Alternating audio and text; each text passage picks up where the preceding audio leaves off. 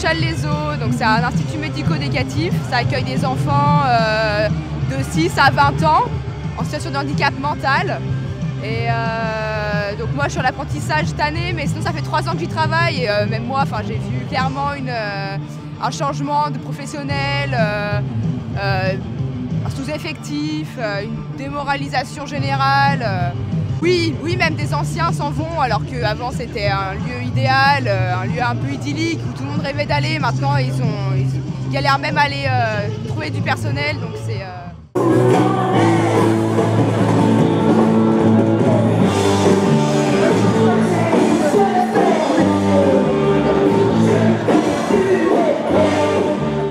Alors je suis moniteur éducateur dans une MEX, donc maison d'enfants à caractère social, donc des enfants qui nous sont confiés par la justice. Et donc moi sur le groupe d'enfants où je travaille, il y en a 8 et âgés de 3 à 7 ans. Donc en gros mon travail le matin c'est les lever, les habiller, les faire déjeuner, les emmener à l'école.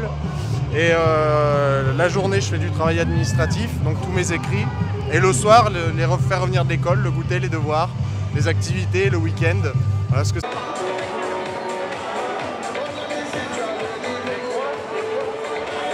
Nous rencontrons des difficultés de moyens financiers, moyens humains, et la protection sociale et médico-sociale est sinistrée aujourd'hui puisque nous n'avons plus de moyens de travailler correctement et de répondre aux missions de service public. Ça veut dire par exemple que pour placer un enfant aujourd'hui qui est en danger, nous n'avons pas de famille d'accueil suffisamment, nous n'avons pas de place en MEX, c'est-à-dire en maison sanitaire et sociale, que nos collègues qui travaillent en MEX n'ont plus les moyens de contenir les jeunes qui sont en difficulté.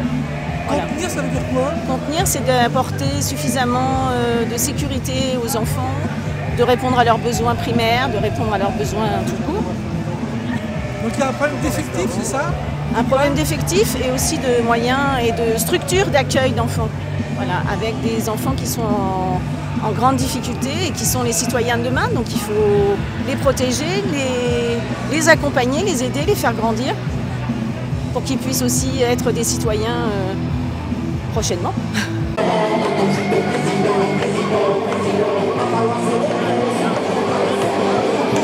Moi qui travaille avec l'hospitalisation à bassin par exemple, il manque des lits d'hospitalisation pour les jeunes qui sont en crise, qui sont en maladie psychiatrique. Les collègues de l'hôpital ils sont sous l'eau complètement, il n'y a plus rien, il n'y a plus de reconnaissance de leurs compétences. Voilà, ça c'est des choses concrètes qu'on vient combattre aujourd'hui, voilà, par exemple. Moi clairement on a beaucoup trop de situations pour du coup gérer que les urgences et plus gérer un accompagnement global pour des jeunes hommes et des jeunes femmes. Quand ils sortent du dispositif, ils sont souvent en apprentissage avec des ressources limitées. Pour les nôtres, les mineurs non accompagnés, ils n'ont pas possibilité souvent d'avoir des APL parce qu'ils ont un récépissé. Du coup, ils sortent du service avec 700 € sans pouvoir avoir une place de LJT parce que les LJT sont complets. Et voilà, c'est tout ça qui donne la colère parce qu'on fait un super accompagnement et derrière, il manque de moyens et à la sortie, c'est des jeunes qu'on met en difficulté, que la société met en difficulté dans leur insertion.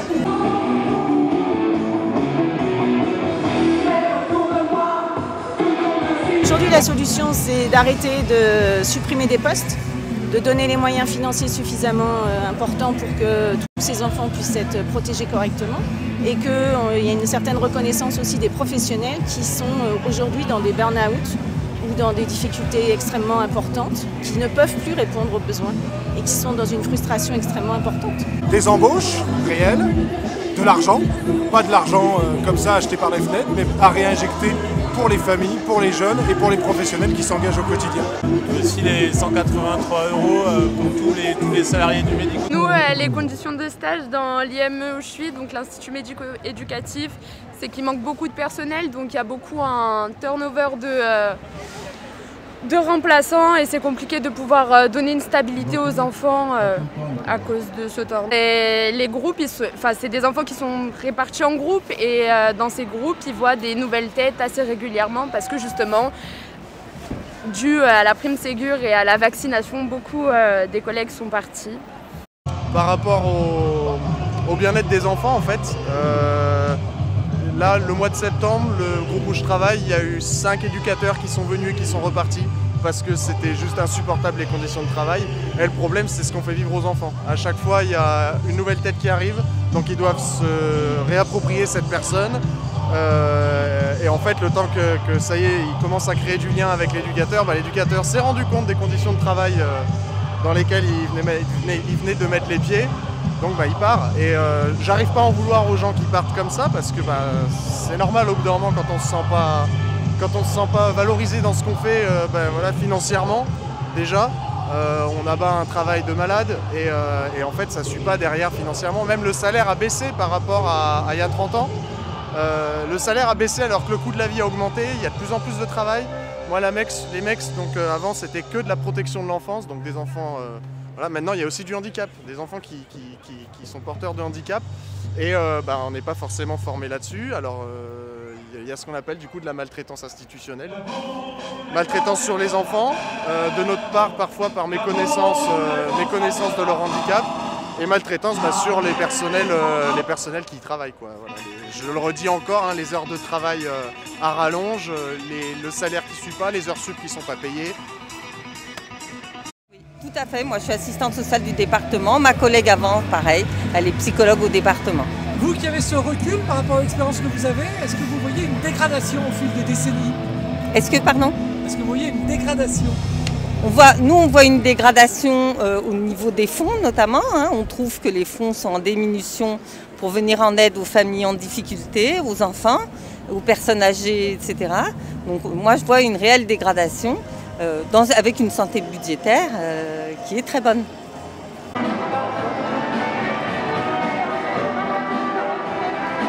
De la protection de l'enfance, qui est une grosse partie effectivement de nos missions et des financements et de ce qui achoppe aujourd'hui en termes de moyens. Il y a aussi tout ce qui concerne le service social en général, c'est-à-dire les aides aux familles, c'est-à-dire toutes les interventions financières, les accompagnements, le temps pour les professionnels, pour pouvoir faire toutes ces missions en dehors de tout ce qui est administratif, pour s'occuper vraiment des gens. On est à un moment donné où on nous dit que le RSA, les bénéficiaires augmentent, et malgré ça, on ne trouve pas les moyens en face et on n'a pas les moyens d'accompagner les gens comme il faut. Donc c'est ça aussi nos revendications aujourd'hui.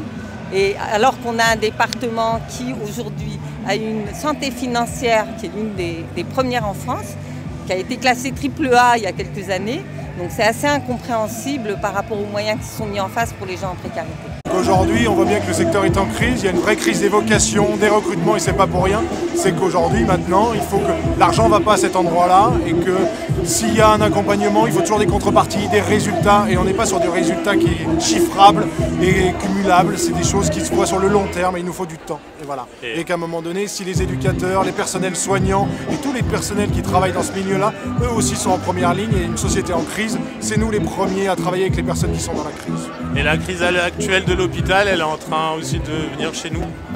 Voilà, avec la tarification, avec un manque de moyens et un manque de personnel. Super.